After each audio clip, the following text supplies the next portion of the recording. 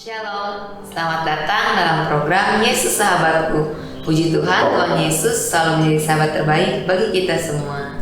Shalom Ibu. Shalom, hai semuanya. Kami mengasihi Anda dengan Yesus.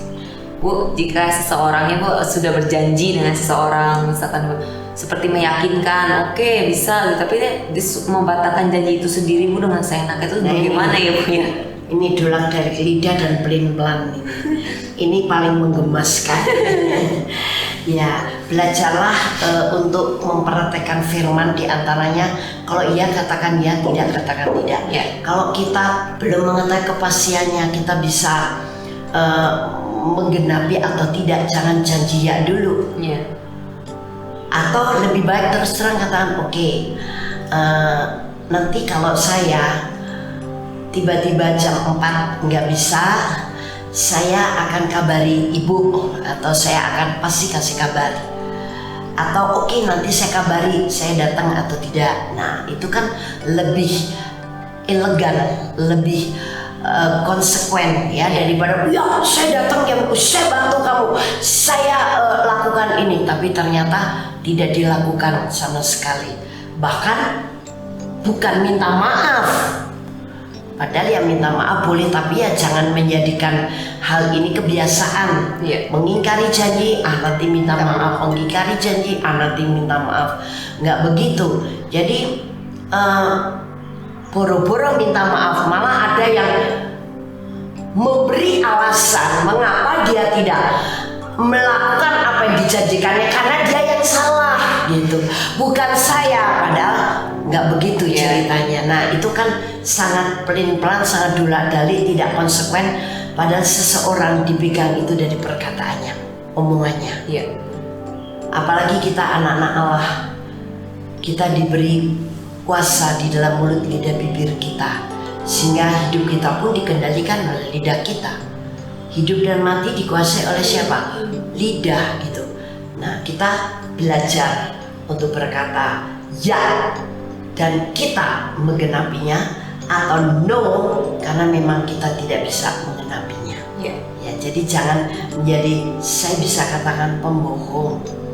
Kalau itu sekali dua kali orang tidak hafal ya, tapi kalau apalagi berulang kali, sekali dua kali aja stop, berhenti, jangan dusta, jangan bohong, jangan mudah mengobrol janji, jangan mudah berkata-kata manis, tapi sebetulnya mulut dan hatinya berbeda.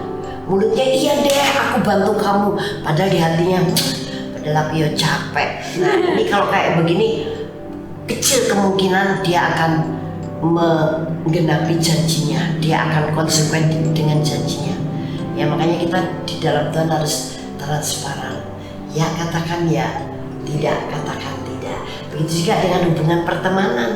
Jangan kalau di dekat teman kita, wah karena ini udah teman lama ya baik, janji-janji udah enggak apa-apa dah.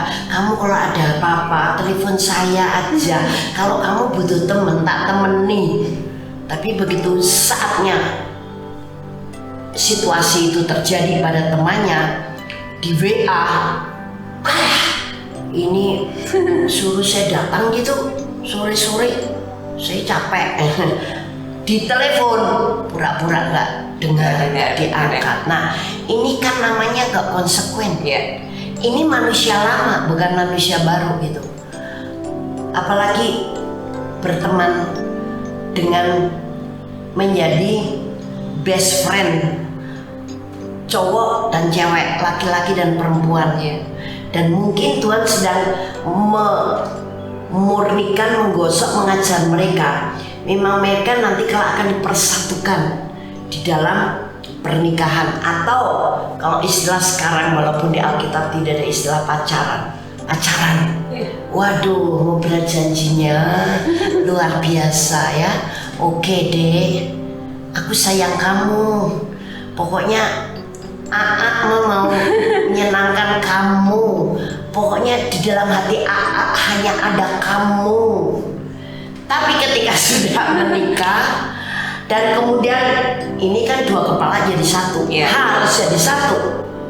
Dua negeri artinya dua keluarga jadi satu juga gitu. Kebutuhan makin meningkat. karena bukan lagi untuk diri sendiri, sekarang buat keluarga. Nah mulai ada benturan-benturan, tidak cocok dalam pemikiran, mulai sensitif. Wah, boro-boro bilang sayang kamu, itu sudah nggak teringat lagi, udah lari kemana, ketutup dengan hal-hal yang kemudian terjadi sesudah pernikahan. Nggak bisa lagi bilang begitu. Akibatnya kekecewaan yang ada, akibatnya akhirnya saling melukai, saling tertolak, saling menolak, saling sakit hati, memendam kepahitan. Nah akhirnya kemudian bisa berujung dengan perceraian atau cerai dengan diam-diam, atau cerai terselubung. Walaupun tinggal serumah tapi udah lulu gue.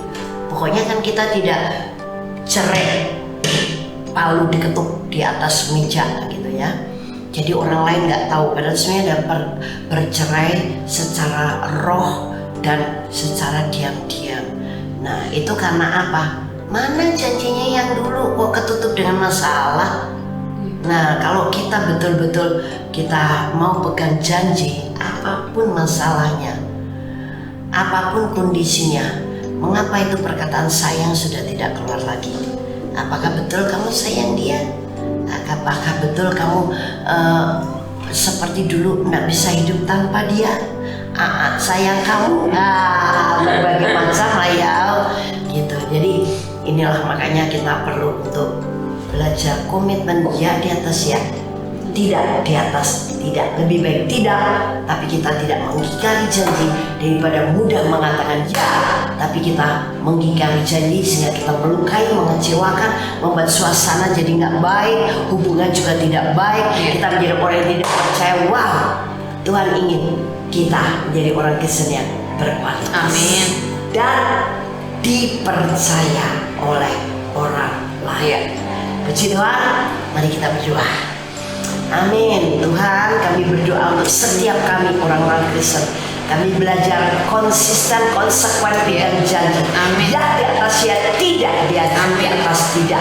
Dan kami tidak mau pelin-pelan, kami tidak mau dolak-dalik, kami tidak mau menjadi pembohong, pendusta. Kami adalah orang-orang benar dan kami hidup dalam kebenaran. Amin. Yes. Kami orang yang bisa dipercaya. Amin. Haleluya. Amin. Puji Tuhan.